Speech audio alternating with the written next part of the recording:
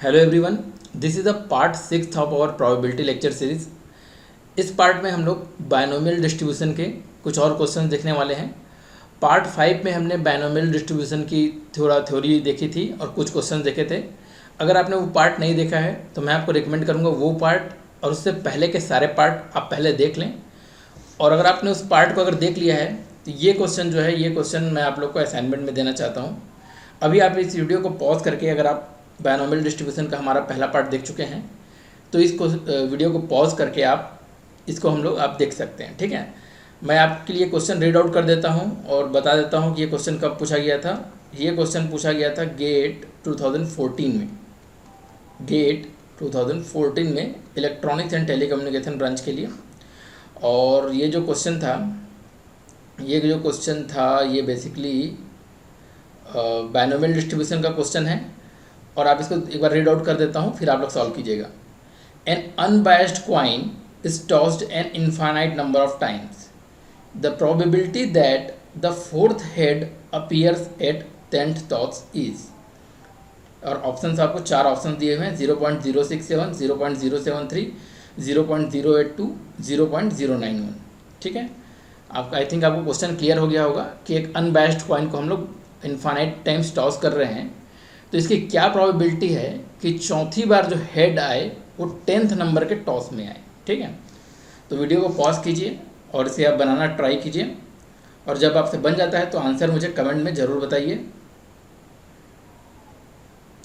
तो I think आप लोगों ने इस क्वेश्चन को ट्राई ज़रूर किया होगा और मैं श्योर हूँ कि मोस्ट ऑफ द स्टूडेंट्स ये क्वेश्चन बन गया होगा। तो आप फिर भी आप मेरा सॉल्यूशन देख सकते हैं और नहीं बना है तो आप ज़रूर सॉल्यूशन को ज़रूर देख लीजिए। देखिए, इसमें जनरली गलती क्या हो जाती है, एक बार मैं बायनोमियल डिस्ट्रीब्यूशन को थोड़ा शॉर्ट में यहाँ पर बता दे रहा हूँ। अगर हम लोग कोई n टाइम्स क्या कर रहे हैं, ट्रायल कर रहे हैं, अगर n टाइम्स हम लोग किसी इवेंट्स का ट्राई कर रहे हैं उसमें r टाइम्स हमें सक्सेस मिल रहा है। ठीक है, और उस इवेंट्स के होने एक बार जब करते हैं तो उसके होने की प्रोबेबिलिटी p है और नॉट हैपनिंग की प्रोबेबिलिटी q है।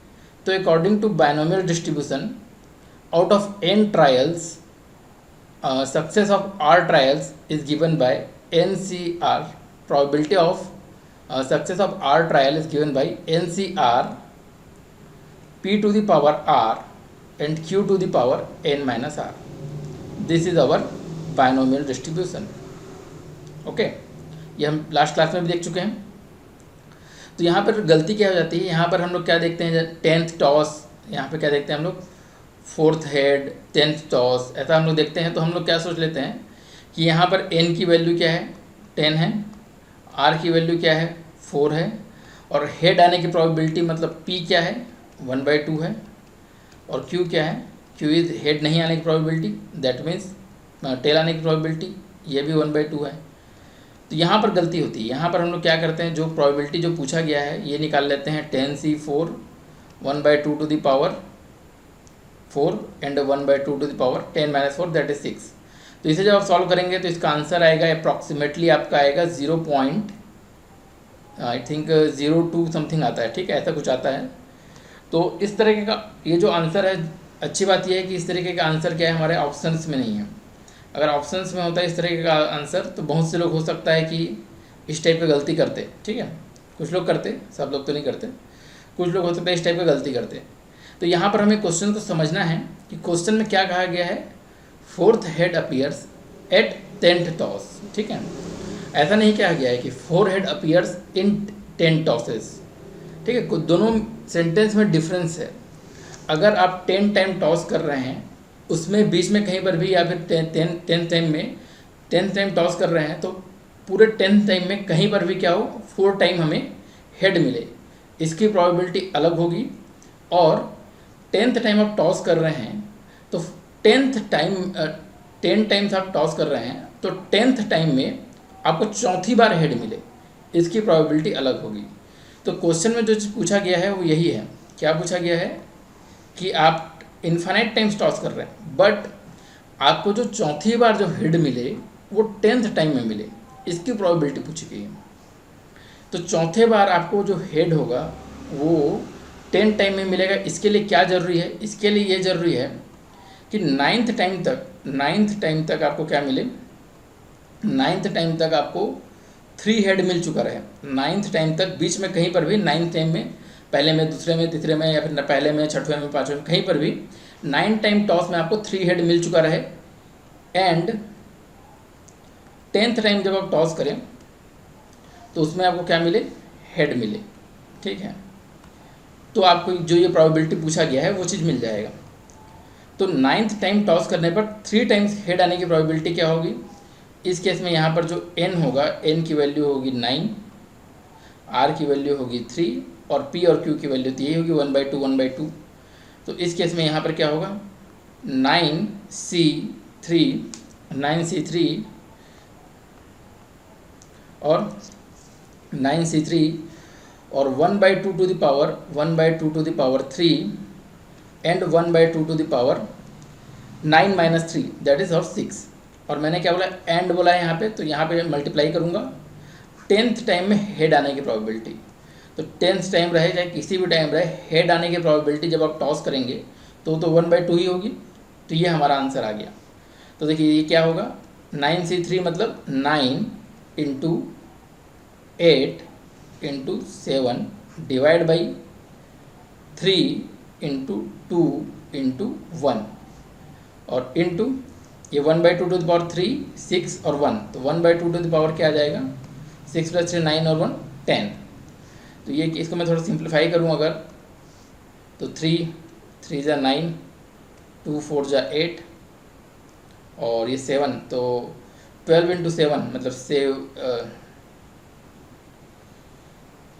12 × 7 ना, 12 × 7 और divide by 1/2 to the power 10, तो 1/2 टू द पावर 10 मतलब 1024, 84 डिवाइड बाई 1024, ये हमारा आंसर आ गया। तो थोड़ा सा अगर मैं इसे अप्रॉक्सीमेट करूँ, अगर 84 डिवाइड बाई 1024 को अगर मैं 1000 मान लूँ, लेट सपोज 1000, तो अप्रॉक्सीमेट आंसर आ जाएगा 0.084, 0.084। तो ऑप्शंस में अगर हम लोग चेक करें तो हमारा ऑप्शन क्या है, जो ऑप्शन सी है ये हमारा लगभग 0.084 के आसपास है, 0.082। तो इस क्वेश्चन का आंसर क्या होगा, ऑप्शन सी। तो right answer is option C. तो आई थिंक आपको ये क्वेश्चन क्लियर हुआ होगा, और इसमें क्या मिस्टेक हो सकती है ये भी आपको क्लियर हुआ होगा। तो this was a good question, अगर आपसे ये क्वेश्चन बन गया है तो बहुत अच्छी बात है। तो अब हम लोग नेक्स्ट क्वेश्चन की ओर आगे बढ़ते हैं।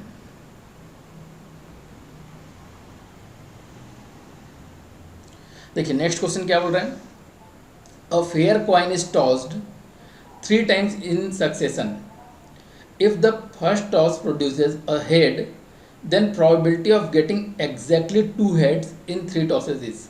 ठीक है, ठीक है, ये क्वेश्चन भी अच्छा है, आप इसे पहले बनाने ट्राई कर सकते हैं, और अगर बन जाता है तो आप आंसर कमेंट में बता सकते हैं। ये क्वेश्चन भी अच्छा है थोड़ा। एक जो फेयर कॉइन है वो 3 टाइम्स टॉस किया जा रहा है, 3 टाइम्स क्या कर रहे हो आप, इसे टॉस कर रहे हो, ठीक है।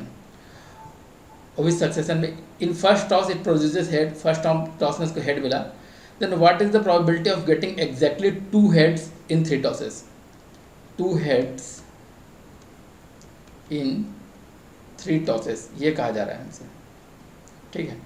तो ऐसा इसको क्वेश्चन को अगर फटाफट देखा जाए तो ऐसा लग रहा है कि यहाँ पे n इज क्या है, 3 है, r इज 2 है, और p इज कितना है हमारा, p इज 1/2 और q इज 1/2 है। अगर ध्यान से क्वेश्चन ना पढ़ा जाए तो हमें ये महसूस हो रहा है, ठीक है, n = 3, r = 3, p = 1 और q = 2, मतलब 3 में से 2 होने की प्रोबेबिलिटी इस तरीके का दिख रहा है। बट देखिए क्वेश्चन थोड़ा डिफरेंट इसलिए हो रहा है क्योंकि इसमें क्या पहले ये बता दिया गया है कि in the first toss produces a head, मतलब आप 3 बार टॉस कर रहे हैं, 1 2 और 3, तो फर्स्ट में तो हेड आ चुका है, ठीक है, इसमें हमको ध्यान ही नहीं देना है अब, क्योंकि ये पूरा एक सर्टेन इवेंट हो चुका है, ये वाला इवेंट हो गया। अब बचे सेकेंड टॉस और थर्ड टॉस। तो सेकेंड टॉस और थर्ड टॉस में जो प्रोबेबिलिटी है क्या क्या, हेड हेड आए, हेड टेल आए, टेल हेड आए और टेल टेल आए, ये 4 ही पॉसिबिलिटीज़ हैं।